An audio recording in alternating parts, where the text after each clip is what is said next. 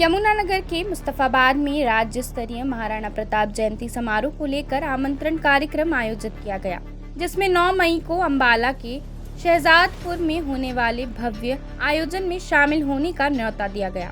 कार्यक्रम में बताया गया कि हरियाणा के मुख्यमंत्री नायाब सिंह सैनी मुख्य अतिथि होंगे। भाजपा नेता नेपाल सिंह राणा और एडवोकेट मुकेश गर्ग ने समाज के सभी वर्ग, विशेषकर मुस्लिम राजपूत समुदाय से बड़ी भागीदारी का आह्वान किया। वक्ताओं ने सामाजिक एकता और महाराणा प्रताप के आदर्शों को जन जन तक पहुंचाने पर जोर दिया।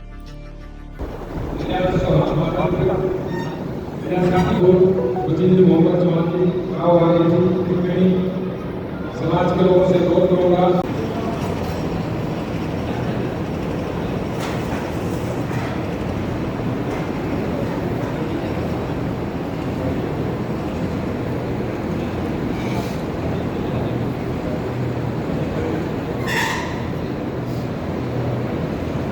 इस प्रकार के विश्व बैठक में उपस्थित होने का अवसर मिल रहा है, जिस समाज में हम दो वर्ग,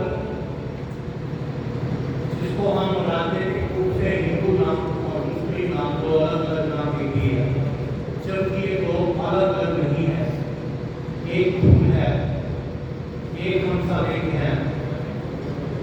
हमारी पहचान राजपूत के नाते एक है। जिस समय देश में प्राचीन सभ्यता उस समाज में कार्य करने के लिए अलग अलग व्यवस्थाएं खड़ी की जाती है।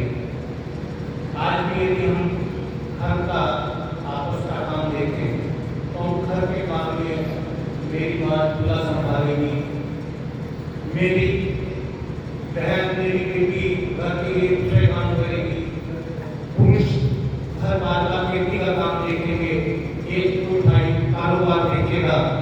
इस प्रकार से कार्य का विभाजन किया जाता है। उसी प्रकार से उस समय भी कार्य का विभाजन हुआ था कि कौन कार्य क्या करेगा, और जो सबसे मुश्किल कार्य था कि समाज की रक्षा करना, ये समाज की रक्षा कौन करेगा, तो जिसको समाज की रक्षा का दायित्व सौंपा गया था तो उसको हमने राजपूत कहा गया था। जो व्यक्ति पढ़ने का पढ़ाने का कार्य करता उसको ब्राह्मण कहा गया, जो रक्षा का कार्य करता उसको राजपूत कहा गया। जो प्रताप अमर रहे। हमारे श्री श्याम सिंह राणा जी के नेतृत्व में, मंत्री जी के नेतृत्व में जो इसकी शुरुआत जो हमारे श्याम सिंह राणा जी ने की थी 9 मई की महाराणा प्रताप जयंती की, उसी की शुरुआत को लेते हुए आज यहाँ इकट्ठा हुए हैं। जो 9 मई शहजादपुर को महाराणा प्रताप जयंती मनाई जा रही है, जिसके लिए हम सभी मुस्लिम राजपूत भाई और हिंदू भाई इकट्ठा होकर अपने पूर्वजों को हम जयंती मनाने का सौभाग्य करेंगे।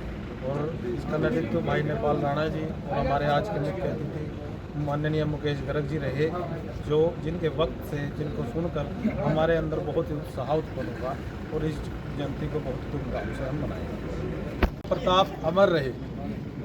हमारे श्री श्याम सिंह राणा जी के नेतृत्व में, मंत्री जी के नेतृत्व में जो इसकी शुरुआत जो हमारे श्याम सिंह राणा जी ने की थी 9 मई की महाराणा प्रताप जयंती की, उसी की शुरुआत को लेते हुए आज यहाँ इकट्ठा हुए हैं। जो 9 मई शहजादपुर को महाराणा प्रताप जयंती मनाई जा रही है, जिसके लिए हम सभी मुस्लिम राजपूत भाई और हिंदू भाई इकट्ठा होकर अपने पूर्वजों को हम जयंती मनाने का सौभाग्य करेंगे। और इसका नेतृत्व भाई नेपाल राणा जी और हमारे आज के मुख्य अतिथि माननीय मुकेश गर्ग जी रहे, जो जिनके वक्त से, जिनको सुनकर हमारे अंदर बहुत ही उत्साह उत्पन्न हुआ और इस जयंती को बहुत धूमधाम से हम मनाएंगे। इस बैठक के सबसे मुख्य राणा देवनाथ जी, जिनका नाम शाहपुर में नाम हुआ है और लंबे समय तक अपने समाज को जोड़ने का लगातार काम करते रहे, और उनके साथ हरियाणा के सभी 75-80 गाँव में जाकर के आप सब लोगों से मिले और उनको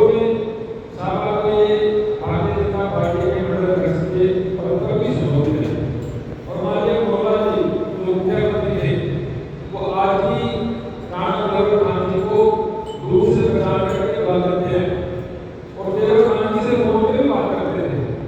काफी चीजों के बारे में इससे पूछते थे। ऐसे देवखान राणा जी से मैं रोक दूंगा कि आए और अपना वक्तव्य रखें। राणा देवखान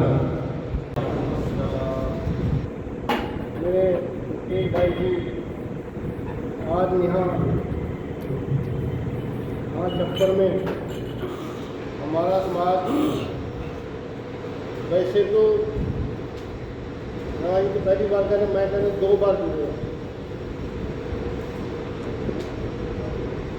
मेरी राणा जी की जिंदगी 36 साल की, दोनों के बराबर चली है।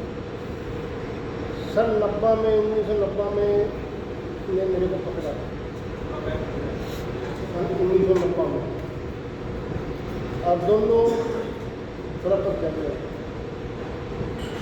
जहाँ कहीं भी काम करा दोनों ने इकट्ठा किया। जिस दिन ये शुरुआत किसी ने करी, वो शुरुआत भी किसी ने करी से पार होगी। जब हमारे को बीजेपी ज्वाइन कराने वाला था, जो वही सत्संग था। हमारा साहबा से इलेक्शन लड़ाना जनता ने विधानसभा पूरी तरह हार गया। फिर वो बीजेपी ने प्रदेश अध्यक्ष तय किया। नेपाल की और उसका लड़का दोनों ने क्लासमेट थे। इन्होंने आपस में मीटिंग करी, दोनों ने लगे मुख्यमंत्री जी कार्यक्रम में आ रहे 9 तारीख को। आप जगह जा रहे, किस तरह का सहयोग मिल रहा है सर? देखो, हम तो कार्यकर्ता हैं और समाज के भी कार्यकर्ता हैं, पार्टी के भी कार्यकर्ता हैं। और जैसे महाराणा प्रताप की जयंती 9 मई को हर साल मनाई जाती है और अब की बार पूरे हरियाणा में जितने भी मुस्लिम राजपूत हैं वो सब बढ़ चढ़ करके इस जयंती में शामिल होंगे। और हरियाणा के 23 जिलों की बैठकें तय हुई हैं। लगभग 5-7 जिले रह गए जिनकी बैठकें अभी होनी है। 28-29 तारीख तक सारी बैठकें पूरी हो जाएंगी और अब की बार बहुत भारी संख्या में सुजातपुर मंडी में आएंगे। मैं निश्चित रूप से कह सकता हूँ उस मंडी में अब की बार पैर देने की भी जगह नहीं रहेगी। इतने हौसले से और मजबूती से महाराणा प्रताप की जयंती मनाई जाएगी और आदरणीय मुख्यमंत्री नायब सिंह सैनी जी उसमें मुख्य अतिथि के रूप में वहाँ पे पधारेंगे। वीके सिंह जी जो पूर्व में जनरल रहे हैं और राज्यपाल हैं, वो भी उस जयंती में आएंगे। इसमें सर लगभग संख्या कितनी रहने वाली? संख्या के बारे में तैयारी तो संख्या की यह भी 50,000 के आसपास संख्या आएगी। बाकी यह भी तैयारी बहुत अच्छी है और खूब संख्या आएगी। मैं ये कह सकता हूँ ये मेरे पास आ गए, मैसेज उन्होंने कहा नहीं आपके पास मैं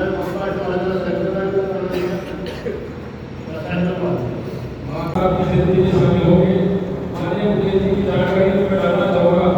हमारे यहाँ पे जो अपने भागलपुर से जो हमारे साहब के लिया थी, एक बार फिर मैं दोबारा से उनसे अनुरोध करूँगा, एक बार स्टेज पे आकर के जो कुछ भी वक्तव्य आपने दिया था, मेरा आपसे अनुरोध होगा एक बार फिर स्टेज पे आकर के थोड़ा सा उसके बारे में आप बोलिए।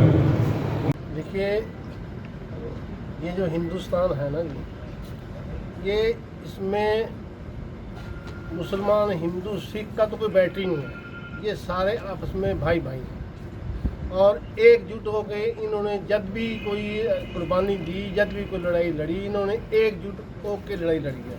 और आज भी ये सारा का सारा समाज, हिंदू मुसलमान का तो खत्ता ही कहने का फजूल की बात है।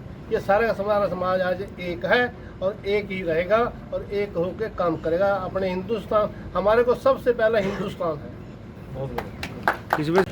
मुस्लिम समाज की नहीं जी, ये महाराणा प्रताप की जो राज्य स्तरीय जयंती मनाई जा रही है 9 मई को, उसके तैयारी की दृष्टि से इस क्षेत्र की बैठक बुलाई गई थी, जिसमें राजपूत समाज के हिंदू और मुस्लिम दोनों भाइयों को बुलाया गया था। एक ये जो भ्रम फैलाया गया कि मुस्लिम समाज अलग है और हिंदू समाज अलग है, जबकि पुरखे हमारे दोनों के, चाहे वो हिंदू हैं चाहे मुस्लिम हैं, जो भी हमारे महापुरुष थे वो हमारे एक हैं।